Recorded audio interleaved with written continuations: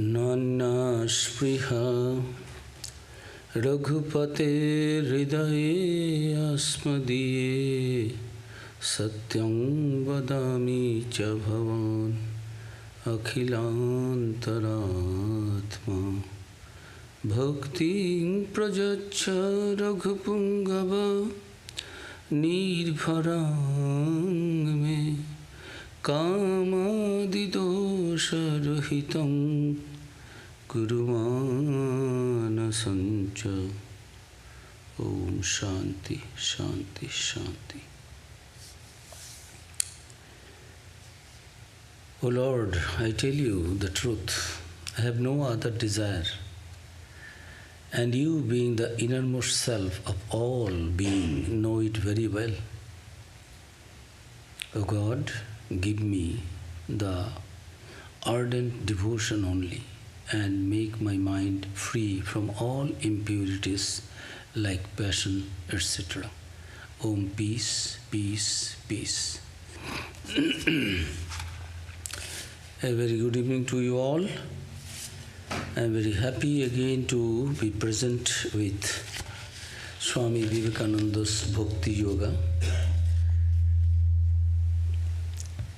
During our last discourse, 14th class on Bhakti Yoga, on 4th May, we have been reading from the chapter The Method and the Means.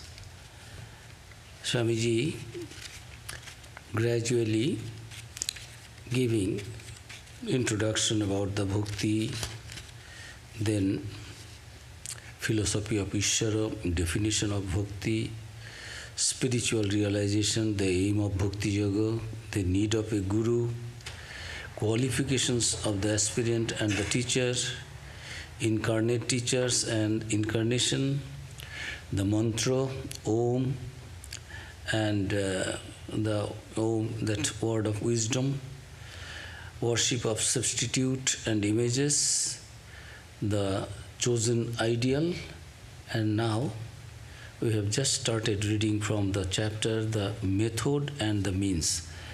Now we understand what is that devotion a little bit, but how to achieve that, accomplish that in our lives. Swamiji is now taking us through that path. In regard to the method and the means of Bhakti Yoga, we read in the commentary of Bhagavan Ramanuja on the Vedanta Sutras, the attaining of that comes through discrimination, controlling viveka, controlling the passions, vimoka, practice, abhyasa, sacrificial work, this yajnas, purity, pavitrata, this, and strength, and suppression of excessive joy. So, viveka or the discrimination is, according to Ramanuja, discriminating among other things the pure food from the impure. So, we started that, the view of Ramanuja, that there are three causes for becoming our food impure. First is jati dosha, by the nature of the food itself, as in the cases of garlic and some other food materials, food. Number two is ashraya dosha, owing to its coming from wicked and accused persons whose life and character are not pure. It is coming from them. That also is a kind of impurity. And third and the last, the nimitta dosha, from physical impurities such as dirt or hair, etc. The Shruti says when the food is pure, the sattva element gets purified and the memory becomes unwavering. And Ramanuja quotes this from the Chandogya Upanishad, Ahara Shuddho Sattva Suddhi, Sattva Shuddho Dhruva Smritihi. So, we read up to this. And Swamiji is now going forward. This is Ramanuja's opinion. Swamiji will bring the Shankaracharya's opinion also. We will go through that. The question of food has always been one of the most vital with the bhaktas.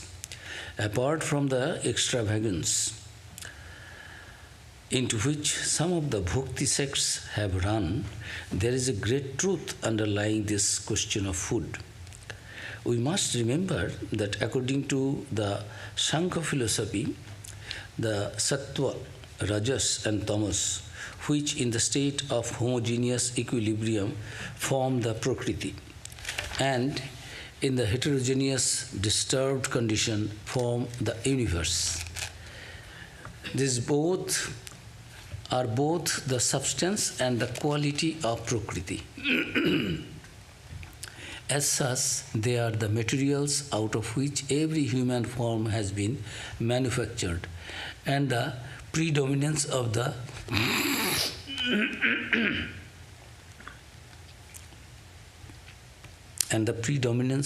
sattva material is what is absolutely necessary for spiritual development. The materials which we receive through our food into our body structure go a great way to determine our mental constitution. Therefore, the food we eat has to be particularly taken care of.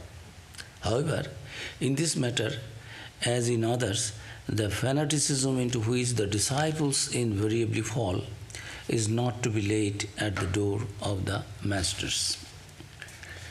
So, Swamiji, giving the view of Ramanujacharya, the founder of this Vishishtadvaita school,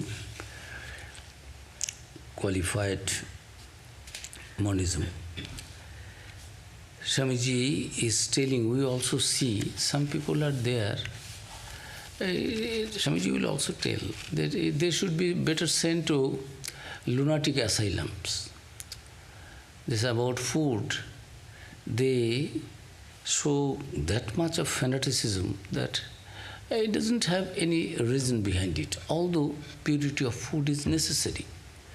That is a must, because out of that food this body material is coming, and if that is pure, then our mind also will be pure, sattik, and in that mind it will be easy for the seekers of the truth, seekers of the bhakti, to think of when the food is pure, the sattva element gets purified and the memory becomes unwavering. So with that mind, with that memory, we can think of God more and more.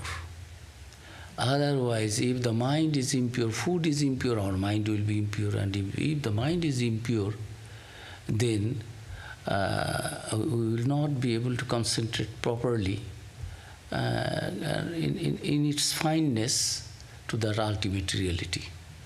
And that ultimate reality, to understand that, to realize that, is not an easy task. It needs the finest intelligence, and that will come only when our body-mind complex is pure.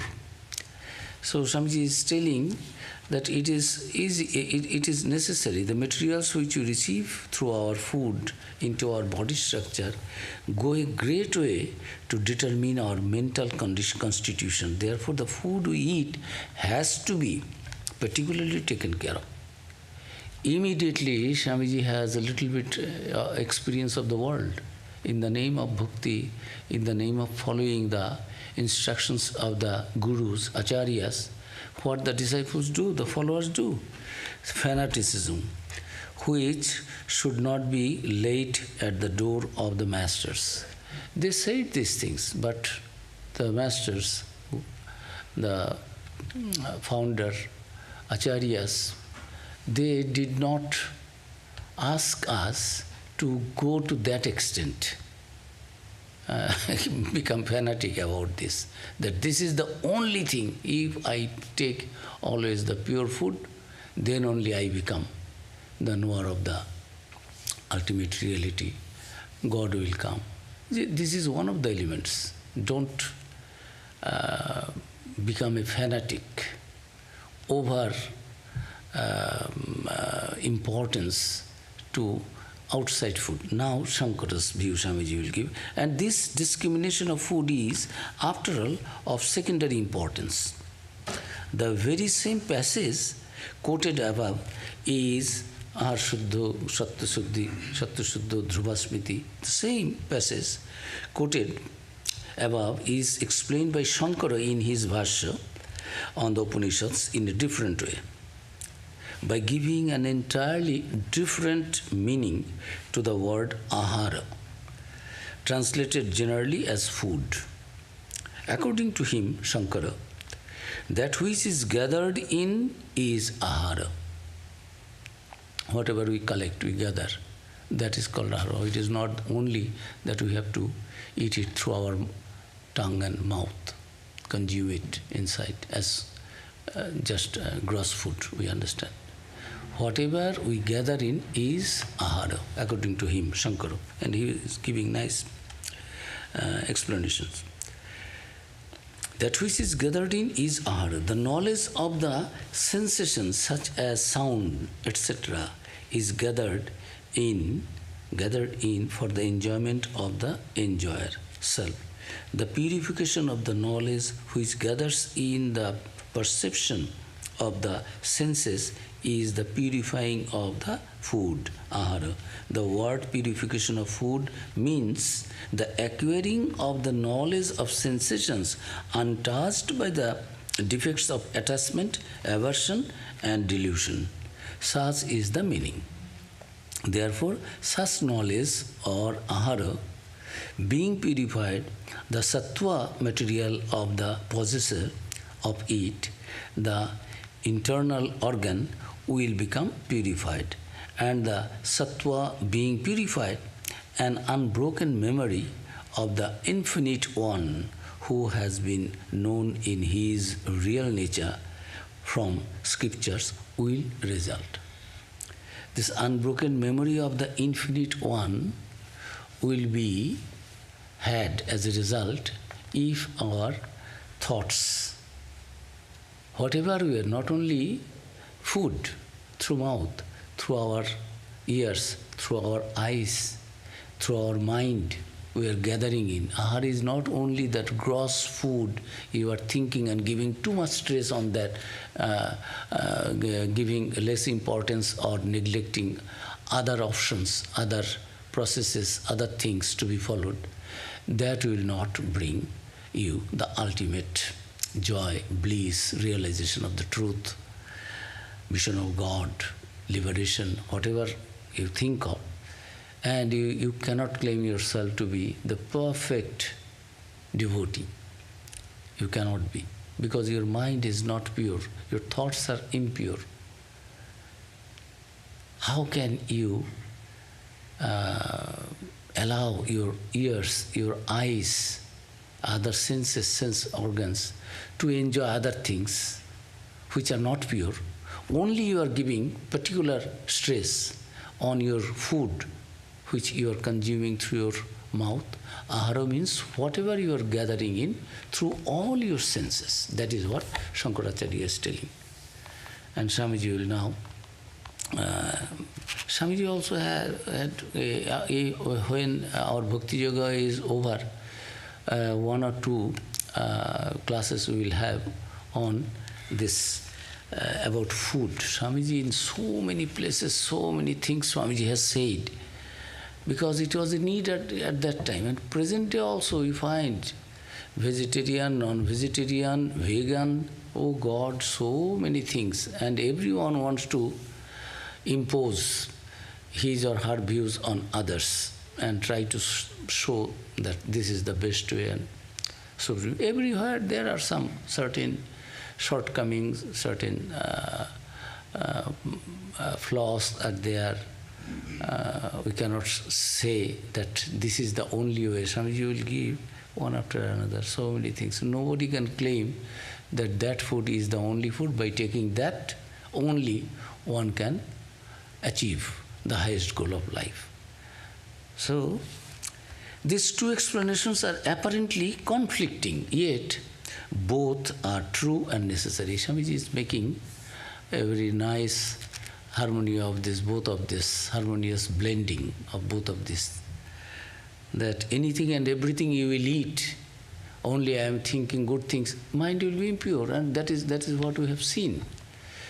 And yogi, Sri Ramakrishna's, in Sri Ramakrishna's life itself, we find Sri Ramakrishna cannot eat. And then what is the problem? Why Sri Ramakrishna could not eat? His devotee has served, everything cleaned, washed. Now, Swami Vivekananda, one day, Sri Ramakrishna had a program in Calcutta, devotees.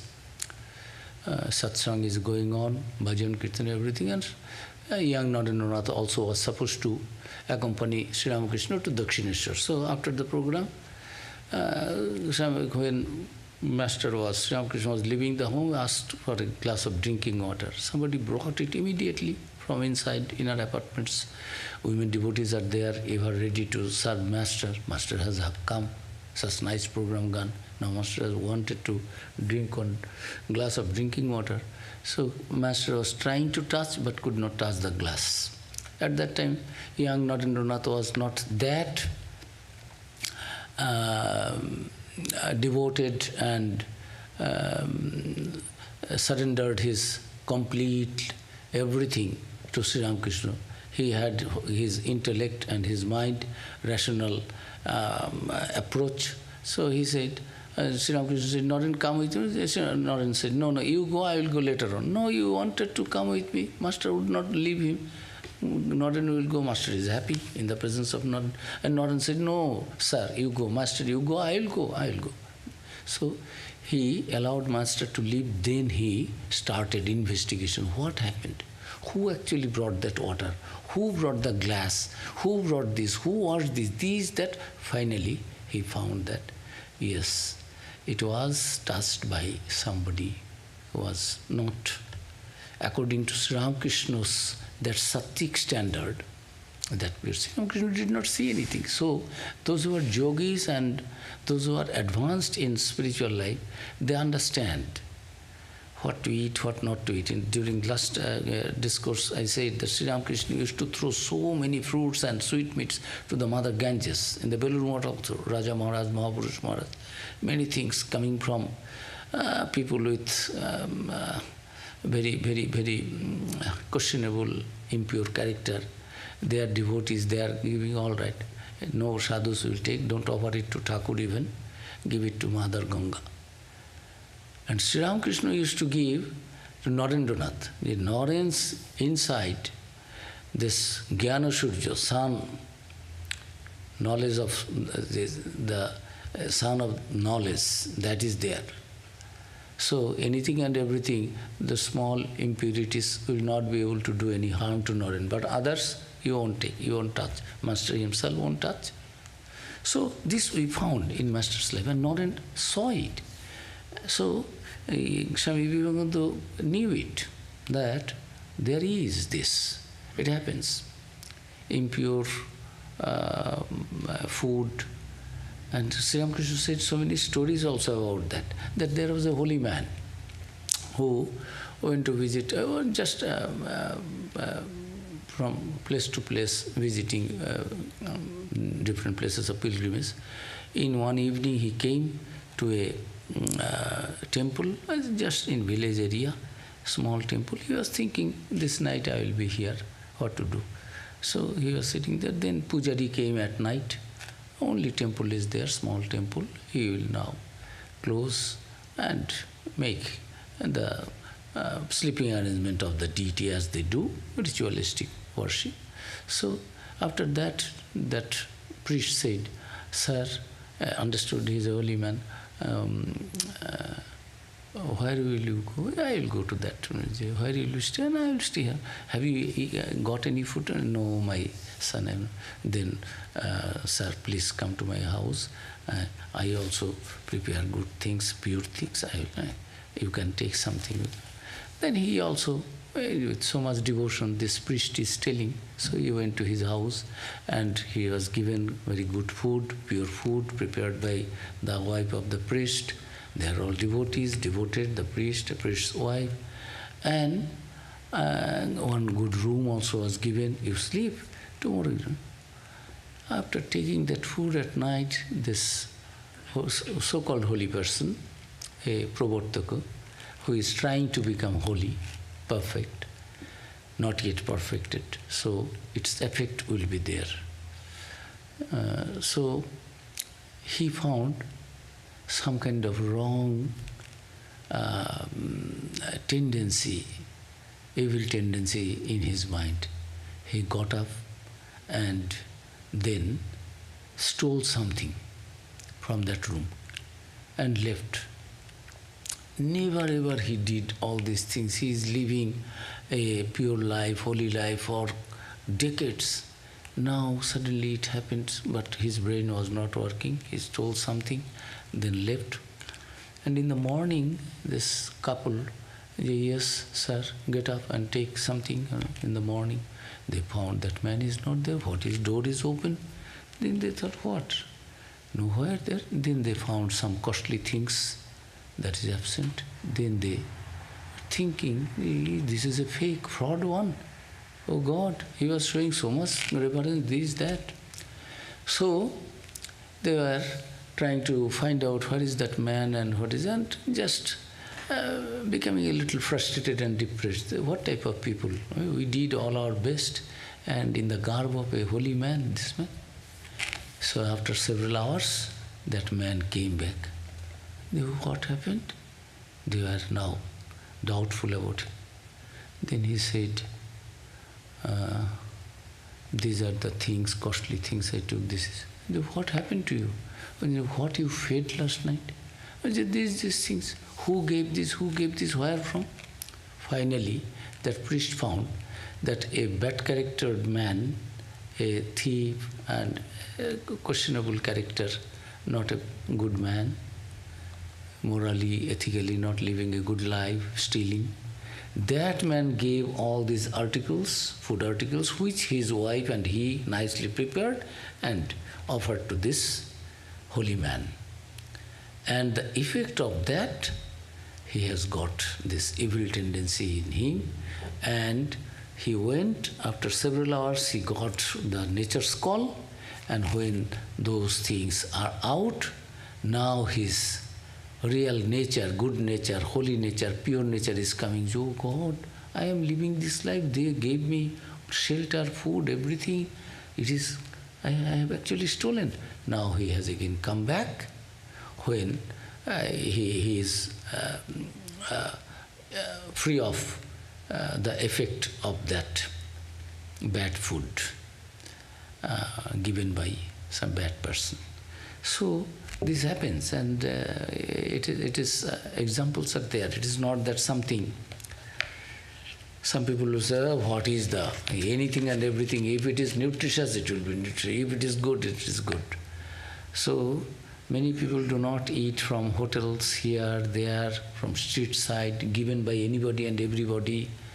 There's so many kamana vasanas are also there. Not only that, many people give many things with there so much of desires. I am giving this to these holy people or devotees. I am feeding so that I get this. I know what sinful act I have done.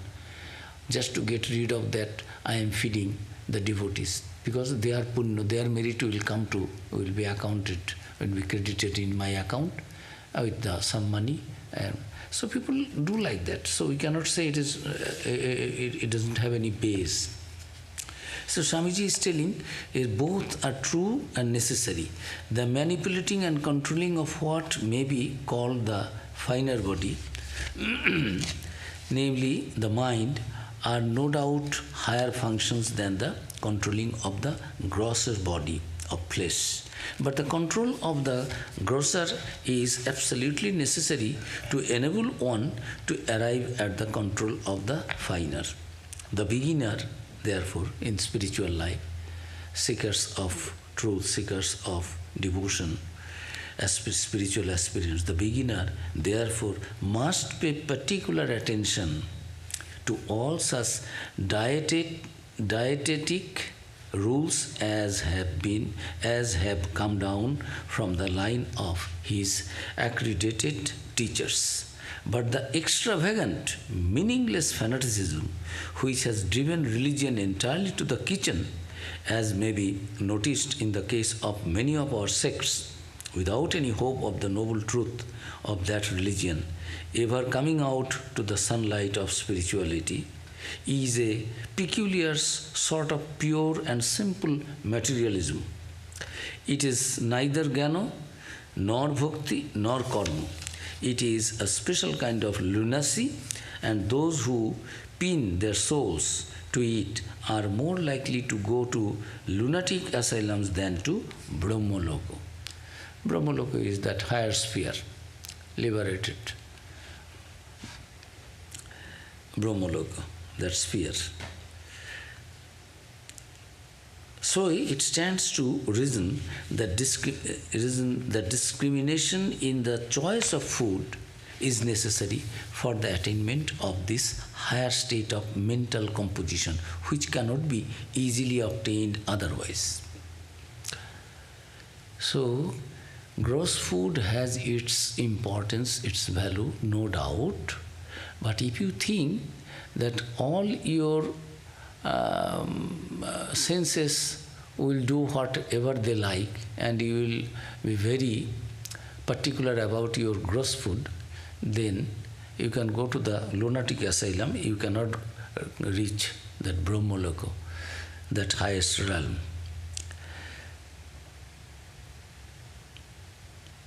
Number 2. Now, Swamiji is giving, not Swamiji, actually it is Acharya Ramanuja. He is telling this. First is discrimination of food. Food has so much of importance. Other things we will go.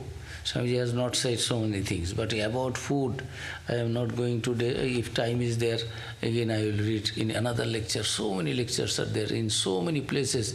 Swamiji had to say, in India in those days, there were so much of this kind of fanatic attitude, smallness, narrowness about the food. If you touch, oh, I will not take. I am higher caste, I am upper caste, I am pure, as if I am already pure, although I am doing bad things.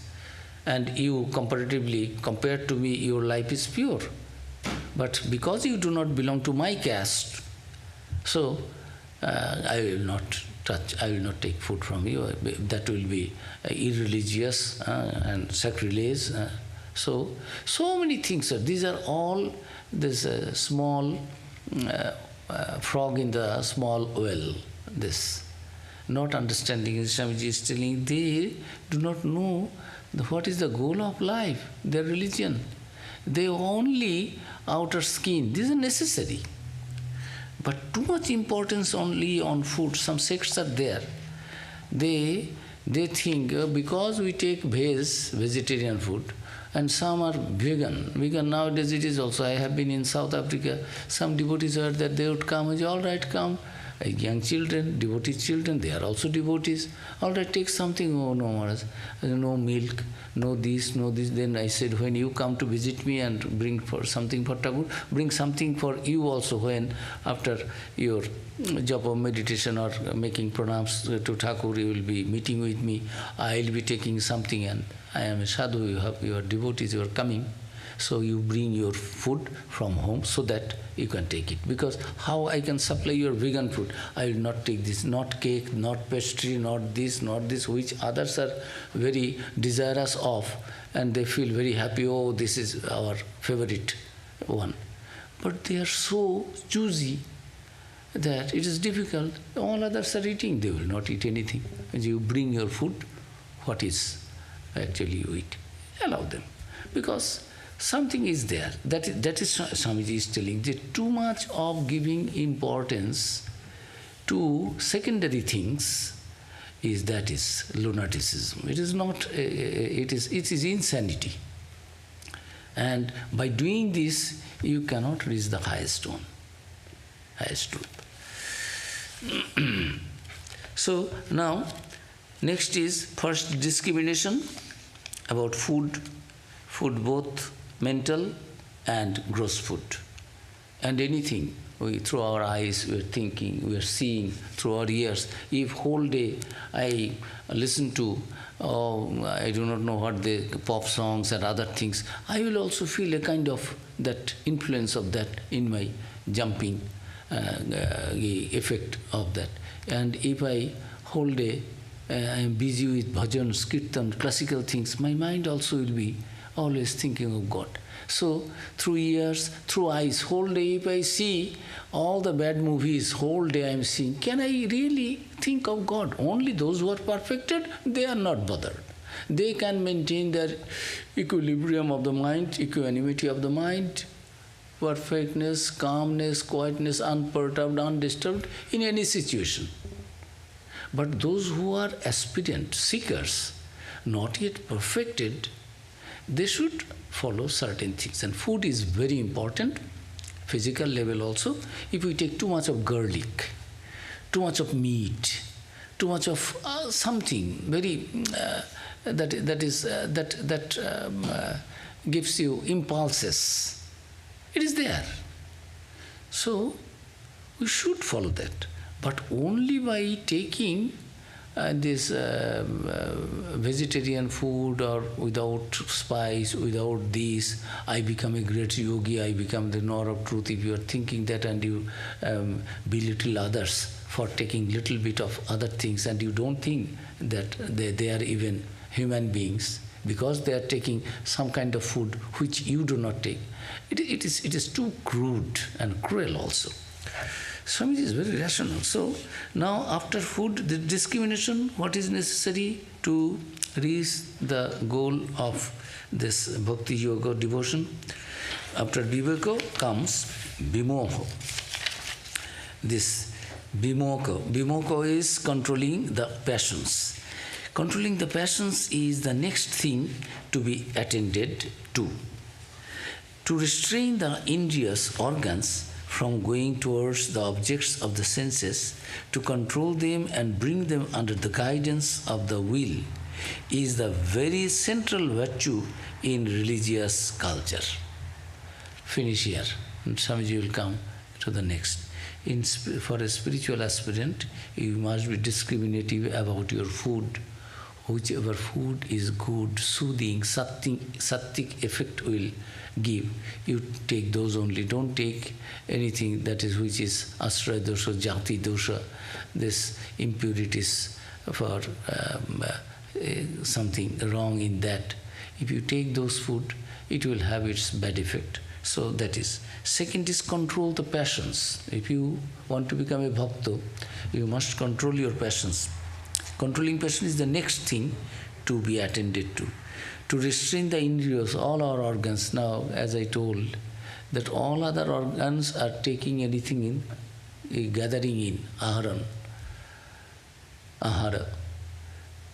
Whatever is gathering in, that is ahara. Those are open, those are having that indulgence. Only I am restricting my gross food, that will not do. So to restrain the indriyas, organs, from going towards the objects of the senses, to control them and bring them under the guidance of the will. At will I will do. I will do now puja, I will do my meditation. My mind, I will not allow you to go to here and there. I will fix it. This is my meditation time. I will try to fix my mind on the object of my meditation, on my Ishta Devata, my chosen deity. Now I am driving my mind, I must be concentrated for that. I am cooking. So this concentration of mind, and so that it doesn't, all the senses, they don't go to the objects of enjoyment, objects of the senses, to control them and bring them under the guidance of the will is the very central virtue in religious culture. So, in every path, if you cannot control your mind and all the senses are going here and there, neither you can become a good bhakta nor you can become a good kormi. If I am doing something, you do. I am a doctor. I am doing some surgery, say, suppose. And if my mind is just here, I am seeing something, I am hearing something, my mind is jumping like a monkey, then how can I do my surgery very, very finely, which requires my full attention to be successful in that, not only in spiritual life. So, for a bhakta, those who want to become devotees of God and get really spiritually enlightened, uplifted, they must control their passions. Anything and everything coming in my mind, anything I will hear, anywhere I will go, anything I will eat, anything I like to enjoy, that will not do. So Swamiji is telling the second is this, according to Ramanujacharya. Then comes third is the practice of self-restraint, abhyasa. Practice of self-restraint is difficult. When in the Gita, Bhagavan Sri Krishna said, Arjuna, you control your mind. You have to become a yogi bhava. Then what is that? Control your mind. Controlling mind, how is it possible? Yeah, if you tell that one can control the big elephant, that is possible. It is impossible, like if you ask somebody to control the air. How can it be controlled? Mind is so fickle, always running after here and there. So, here it is said, then comes the practice of self-restraint and self-denial. All the immense possibilities of divine realization in the soul cannot get actualized without struggle and without such practice on the part of the aspiring devotee. So even difficult things can be achieved by practice. Abhyasana tu konte Arjuna, you can do it. Do it by practice. Our mind also, in the beginning, those who start meditation, they forget the steps. They cannot control their mind. Mind is how many days, how many hours. It is only in vain, sitting and sitting. People are thinking, oh, Maharaj is doing completely meditation. Mind is in God and God alone. It is not that our mind doesn't get completely absorbed in God. Even ordinary things, if somebody's young boys and girls, those who like, even old people are also there, senior people, they like, those who like cricket, football, Olympic games, oh God, whole mind. If you ask them, come, eat, they don't hear. Goal, they also, somebody gives kick here, ball is there, he is kicking somebody, sitting there. It also happens. One gets so much absorbed in the object. So mind is concentrated, but when this mind is concentrated and completely absorbed for some spiritual purpose, then we call meditation. Other things we don't call it is meditation. It is a kind of deep attachment. Mind is, even your mother is calling you, come and take food, you forget. Say you are reading a very appealing novel. So, if somebody asks you, talks to you, you will not hear. It happens. In reading, and good reading also, you are preparing yourself when mind is controlled. So, very difficult in the beginning, but when you practice, that is scripture is telling. Rishis, Munis, those who have become illumined, how they could do it?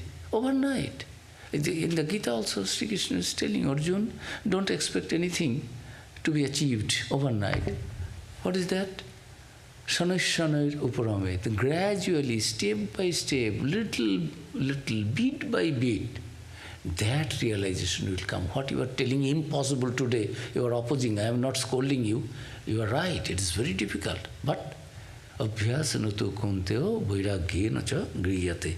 In the Gita, Bhagavan is telling, 6 chapters, 35 mantra, that if you practice by practice, O son of Kunti, Arjun, and by non-attachment, Vairagya, is it obtained, attained. What you are telling, impossible, says Sri Krishna in the Gita. So, this third is practice. Again and again, we have to practice thinking of God and God alone. My Ishta Devata, my chosen deity, whom I love. The japam, meditation, the mantra. This Turiyanandaji is telling, this mantra today it is date something, it is word. If you do it with your devotion, with your full concentration, practice it, one day you will find the meaning of the mantra, Sharna Khare, in golden letters, it will be in your mind. You will find it. You will yourself realize. Today what is just some dry words, empty words, it will be living, it will be luminous. You will find the meaning of that mantra, which you are today, oh, Guru has said I am doing some japa meditation, trying to sit half an hour. If you practice, one day you will find that you cannot get up from your seat. The more, the merrier. If there is time, you don't like to go and get attached to any business. But in the beginning, oh, half an hour, sufficient. So it happens in our life. If we practice, gradually we find that which I thought that it is so difficult, it is not that difficult. Which I thought it is very annoying, disturbing, disgusting, not at all lovable, gradually people fall in love with each other, with food.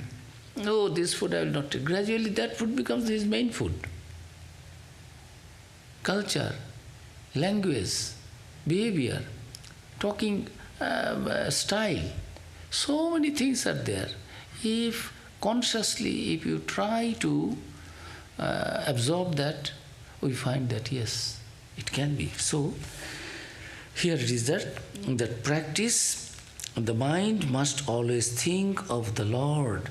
It is very hard at first to compel the mind to think of the Lord always. But with every new effort, the power to do so grows stronger in us. By practice, O son of Kunti, and by non-attachment it is attained. And then, as to sacrificial work, then come fourth. You have to, as a devotee, you have to perform these things. Nothing can be achieved without doing anything. We think, I am sitting here. No, you have certain duties. As a human being, you must do. If you are a husband, you have your duty towards your wife. If you are a son, daughter, your duty towards your parents. If you are a parent, your duty towards your children. If you are a wife, your duty towards your... in Indian tradition, doing duty is dharma. Not going to the church, not going to this, doing some ritualism, this, that, prayer, no. Those are secondary. First is do your duty. Whatever duty is given to you as son, as father, as mother, as husband, as wife, as student, as teacher. When we don't do our duty properly, then comes this equilibrium state is broken, there is disturbance in the society. Nobody is happy.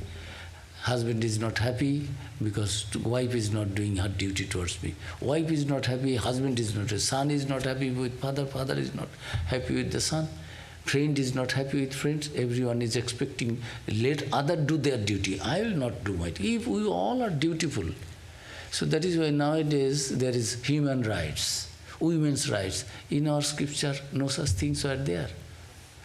You do your duty. What is the question of students will form union, demand to the teachers, threaten the teachers? It is our students' right you have to give. Why?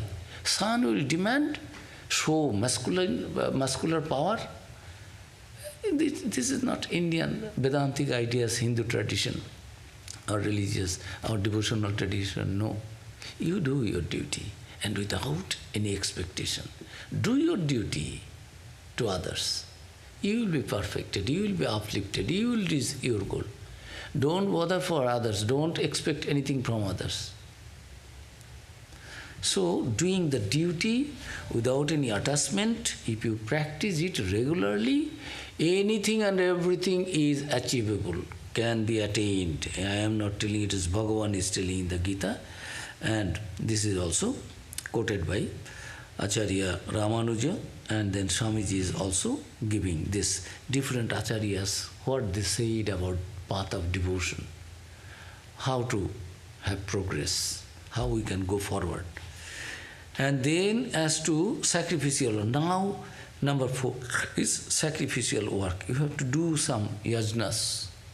No, I am a sadhu, I will not do anything. I am taking God's name. No, you have certain duties, you have to do that.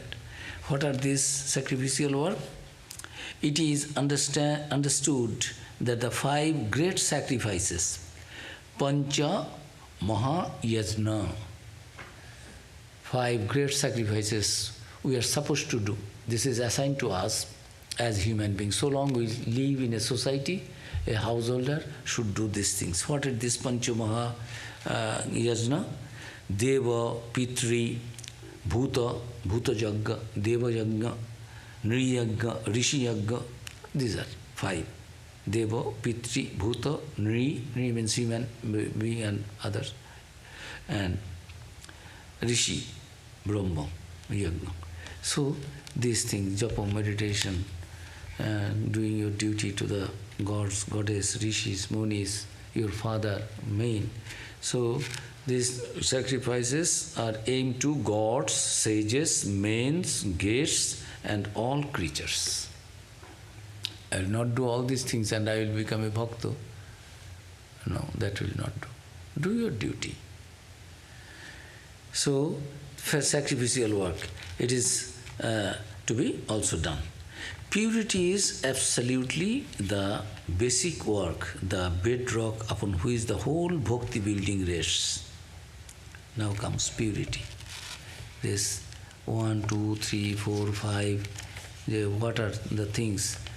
Purity, sacrificial work, purity, strength, suppression of excessive joy. These are the virtues and paths we have to follow to become a perfected devotee.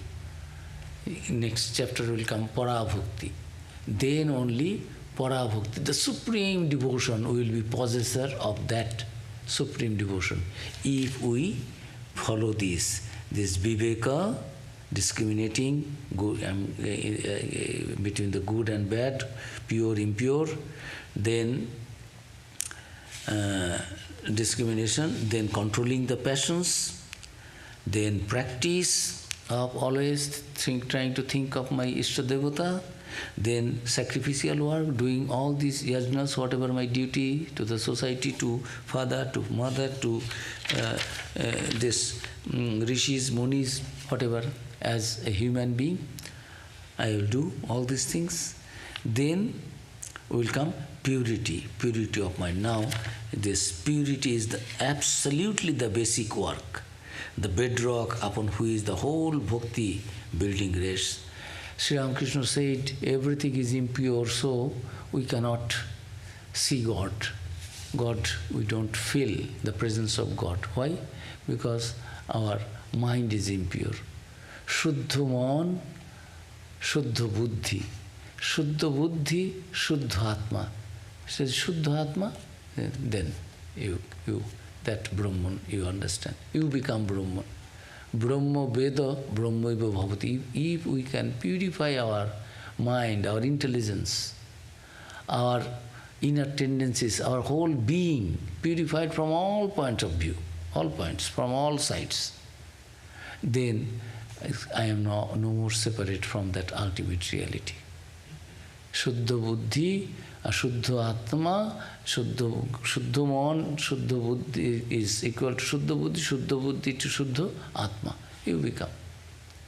Which is apparently unattainable, non-attainable, impossible, will become possible.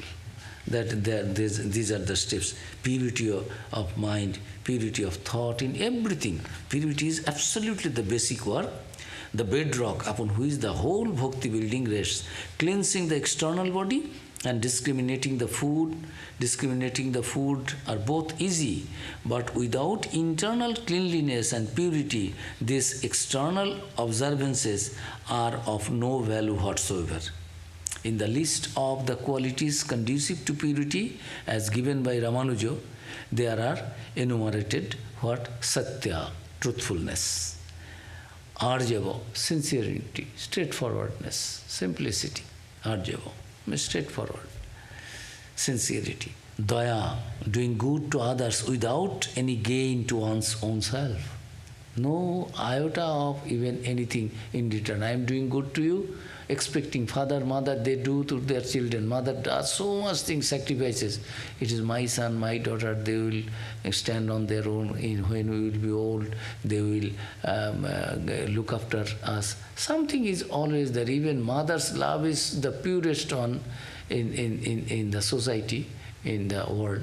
That also has a little bit of selfishness, expectation that my son, mother loves only that son, not everyone's son. Mother can sacrifice her life for her own issue, own child, but not for all the children. So, this daya, arjava, then what is there? Doing good to others without any gain to one's. This daya we have to practice. Doing good to others without any intention, without any desire to have anything in return. Ahimsa, not injuring others by thought, word or deed. Anovidya, not coveting others' goods, not thinking vain thoughts and not brooding over injuries received from another. Titiksha, we say, we do titiksha. What is titiksha in our scripture? Oh, they are doing very khub that titiksha kuche. They are doing too much of austerities. Titiksha. What is this titiksha? Sahanam sarva dukkhanam pratikara purvakam chinta vilapurohitam sa titiksha nigaddate. What is titiksha? We call, oh, very tactical. Whole life is full of renunciation and all these things. What is renunciation? What is titiksha? Titiksha is that you kick me, I will not complain. Sahanam sarva dukkhana, whatever misery, difficulties, problems, suffering you bring to me, I will not return it to. Sahanam, so I will bear it. Because God is sending through you. You do not know that. You are thinking, I am doing this, I am stealing. Actually, God is stealing through you. God is acting. Those who are real devotees, they depend on God and God alone completely. For anything good, anything wrong. For anything wrong, they don't blame others. Sarva dukkhanam, for bearing every dukkha, all miseries, answer. Apratikara purvakam. Because God is sending, I will not try to stop it. No pratikar. Not to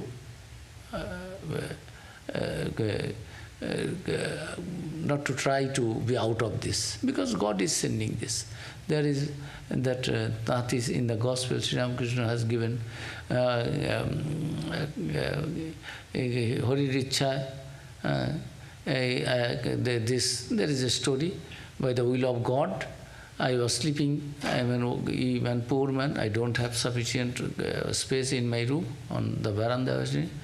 By God's will, these dacoit people, band of dacoits are going and they looted big wealth, and it was very heavy, they could not carry it, so they threatened me. My sleep was broken, they forced me and to take their load of stolen goods. By God's will, police came. By God's will, the dacoits fled away. By God's will, I was caught. By God's will, I was in the jail 2 days. By God's will, from the jail, I am here in front of you. By God's will, you are asking what happened. By God's will, I am telling what happened. So the magistrate said, this man cannot what he is telling, because they caught such separate people.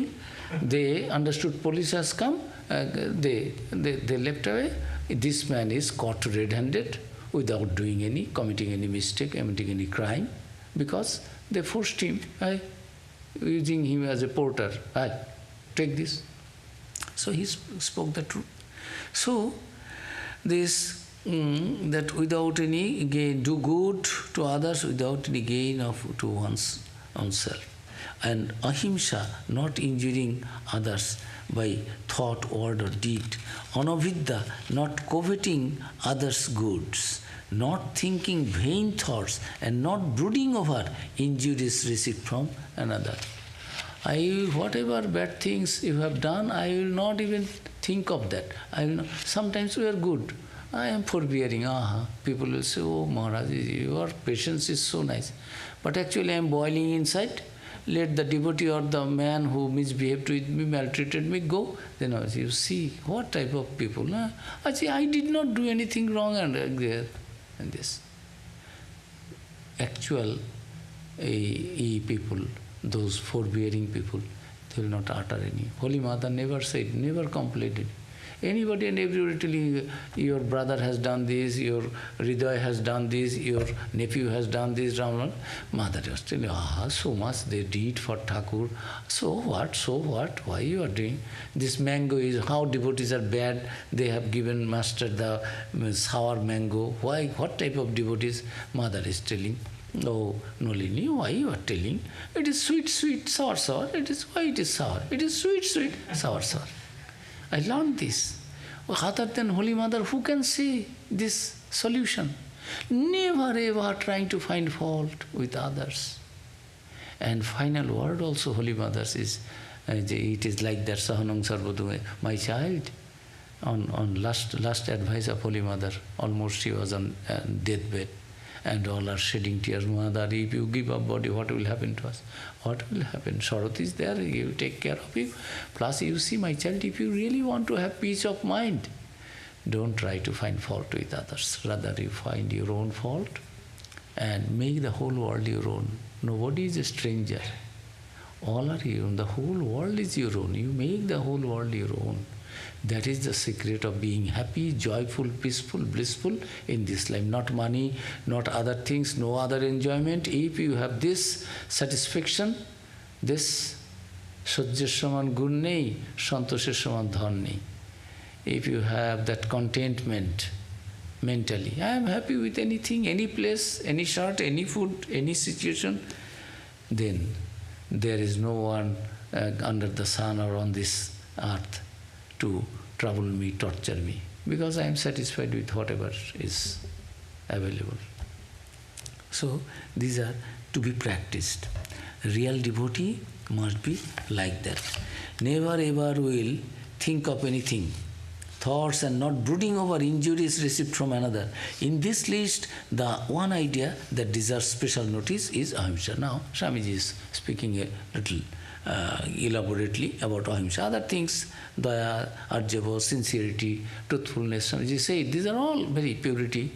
Now, Swamiji is telling ahimsa. Some people think, what is ahimsa? In the name of ahimsa, they do himsa to others. There is a story amongst us. Vrindavan, in the Vrindavan, there was a Vaishnava devotee doing japa. Good man, not doing any harm to anybody, no injury to others, because they don't do any harm to others. But one day one hunter was trying to kill a hunt on bird. So this man, a sadhu, so-called ahimsa, following the path of non-injury, he became so unhappy and irritated that he had the chimta, one fork is there, with that fork, they attack the hunter. Hunter's business is that he is badha, he is doing his duty. So, kya, what you have done? Vrindavan mein jeev hatta kya? You have killed a life, In Vrindavan, don't you know it is a pure place, you cannot do any hingsa? He is killing a man, he has killed a bird. And that is his profession. That is his livelihood, to earn that. And this being sadhu, he is a hunter, he has right. Scripture has given him the right. If tiger, you ask, hey tiger, don't eat any goat, any deer. Will that make any sense? Everywhere there is, in nature, there is it is not a chaos, it is a cosmos. Everything is going on. There is certain rules, regulations going on. That is why Bhayatapati Chandrataraka, Surya is coming at the rising at the right time. Everyone is doing their duty. Everything. Why? Out of that fear of that ultimate reality, absolute one. Everything is going on. So, Swamiji is telling a little deserve special notice is ahimsa, non-injury to others. This duty of non-injury is, so to speak, obligatory on us in relation to all beings. As with some, it does not simply mean the non-injury of human beings and mercilessness towards the lower animals. Non-injury means to all, not only human beings, to all animals, lower animals.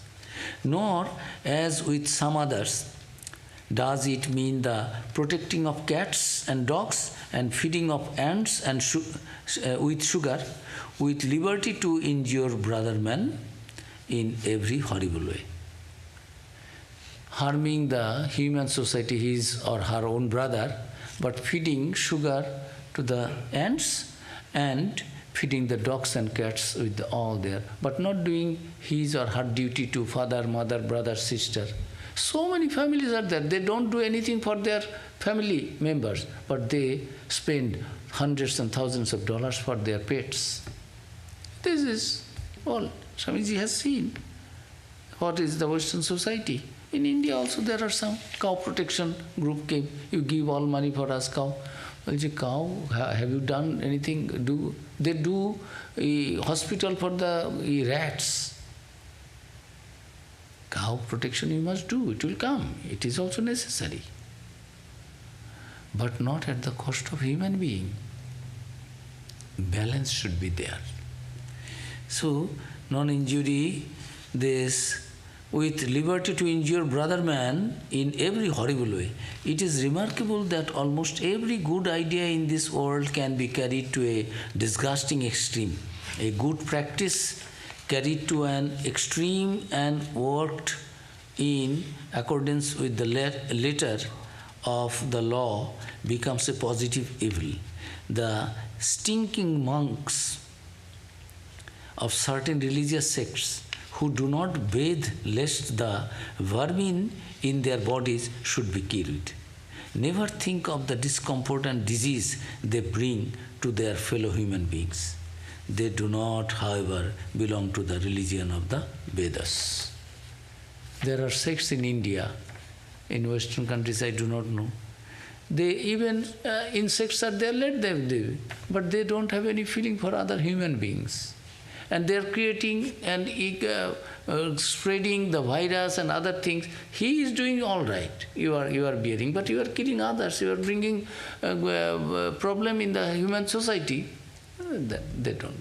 They are doing great things. There are sects, they will feed sugar to the ants, but they will not. Even if you die there, they are not.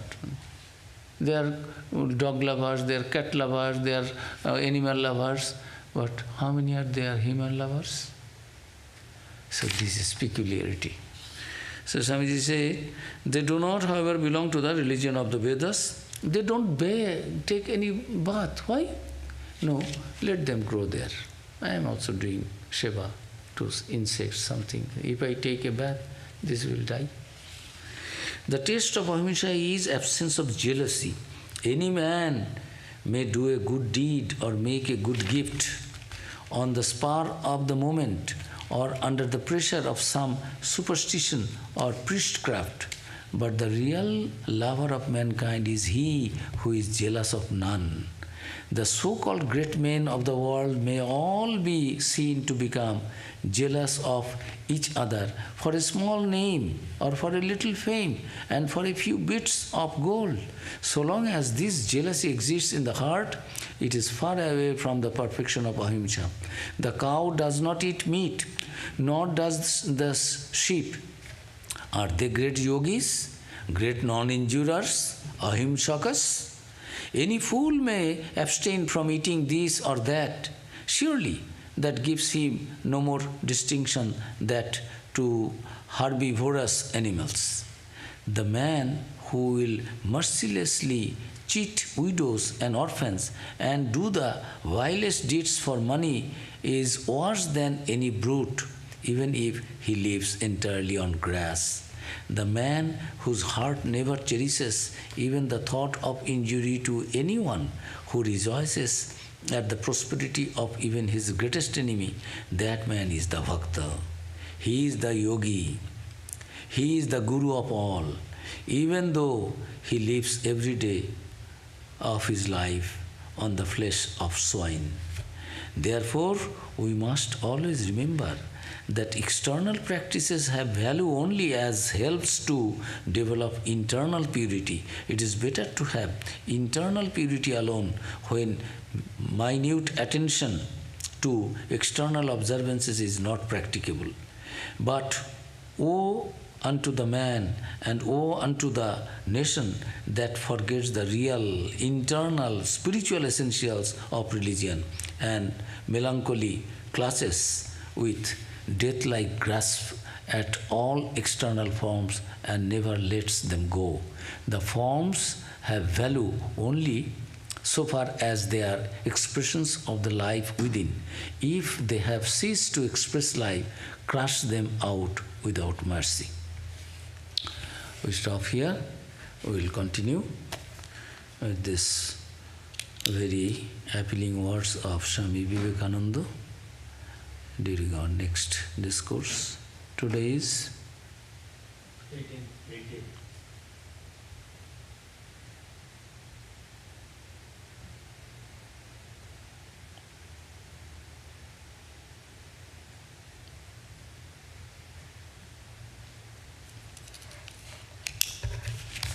Thank you all. Any question? Yeah, just one question. So what is that? If one does not believe, I'm supposed to do this.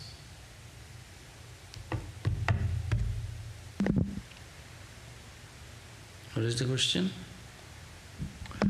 If one does not believe in presence of Ishwara, but take path of Jnana Yoga as an atheist, denying Ishwara, can he attain enlightenment? An atheist. Yeah. But practicing Jnana Yoga,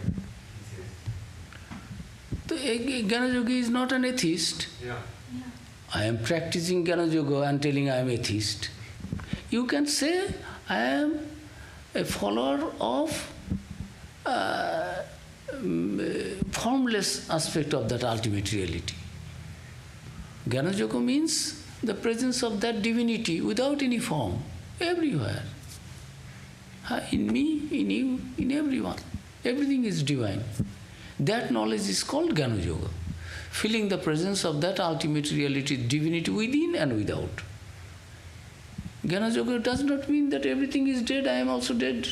There is no God, I am also no God. Jnana Yoga makes everyone God. God means in personal level, it is that ultimate reality.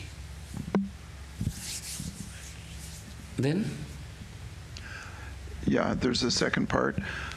Is the love of God and full surrender strictly necessary in Advaita? The love of? Is love of God and full surrender strictly necessary in Advaita? Yes, love of God, it is enforced. It is automatically come. When I love you in the family, small baby, out of love, whatever he says, today I will go there, I will eat this. Father, mother, prepare that, do that. It is to God whom I love most, automatically surrender comes. I don't think that I am losing, who is winner, whose ego should be there. One becomes egoless when one becomes devotee, and surrender automatically comes. That is the result. I am a devotee, how can be understood that? I have surrendered my ego to God and God alone. A bhakta has completely surrendered, perfect bhakta, everything to that chosen deity. Is anything? No. So,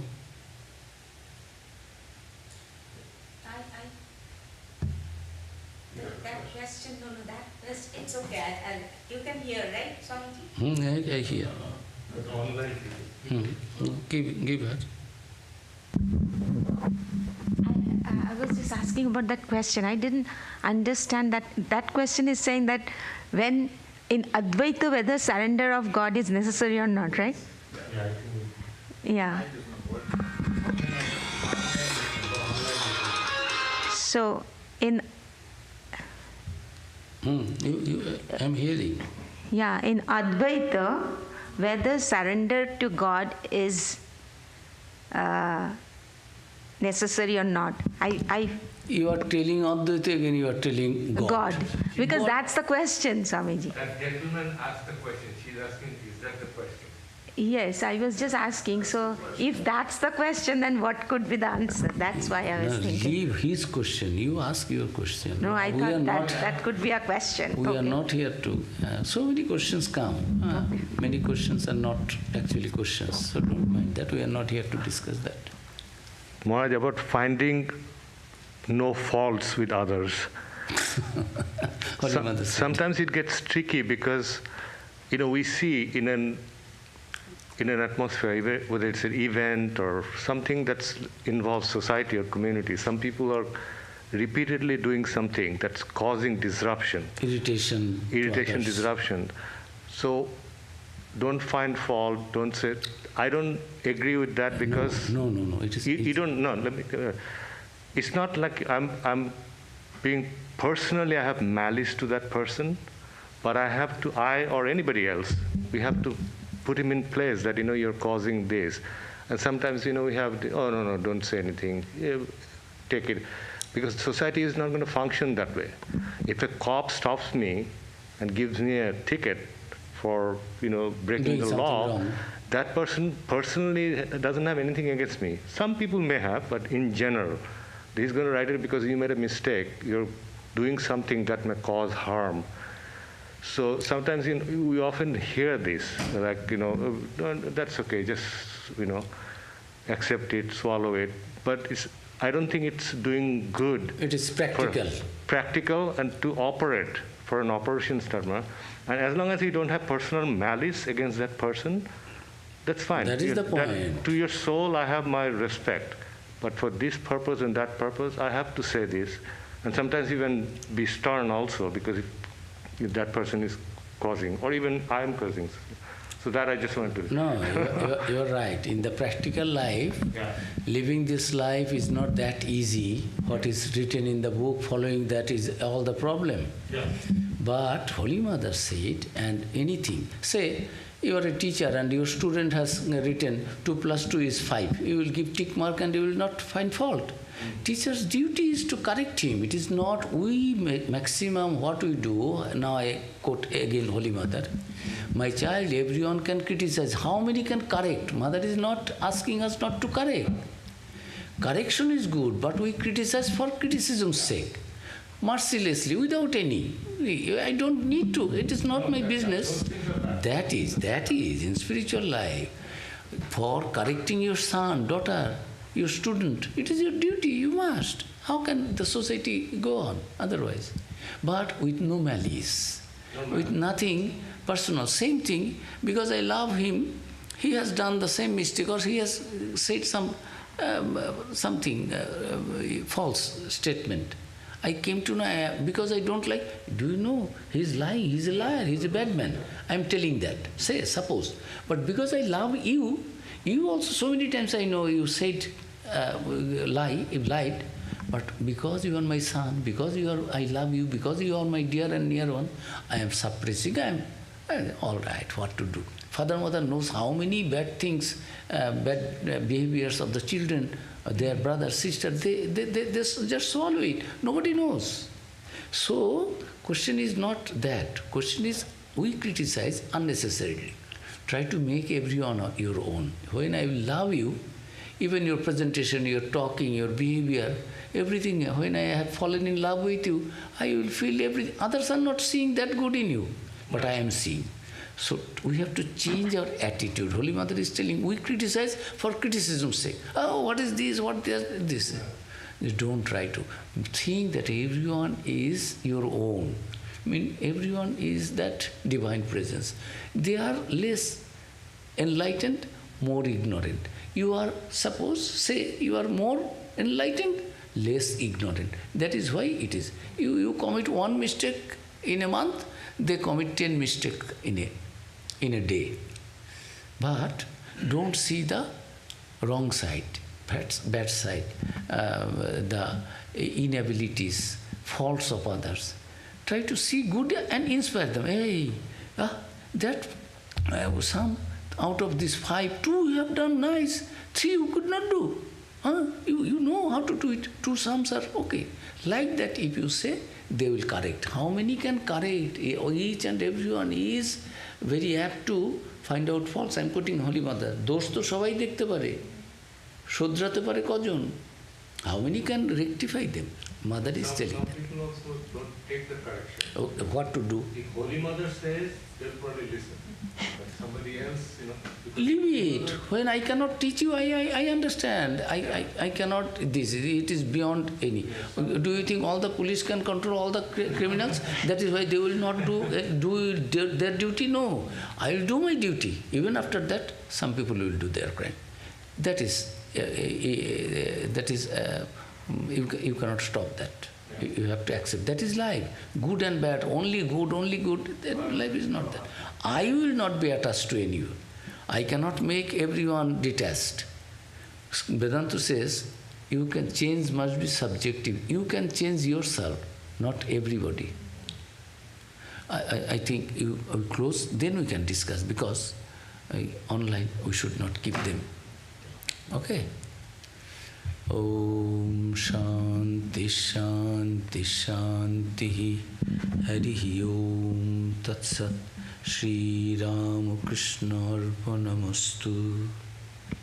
Close that. Now we can 5 minutes discuss, no problem. Bala was telling something. Swami, you mentioned 5 types of Yajnas. sacrifices. I don't know how long the answer is. A couple of them we understand, like say parents and towards society. And but the other ones. Brahma Yagya means job, dhyan, meditation you do.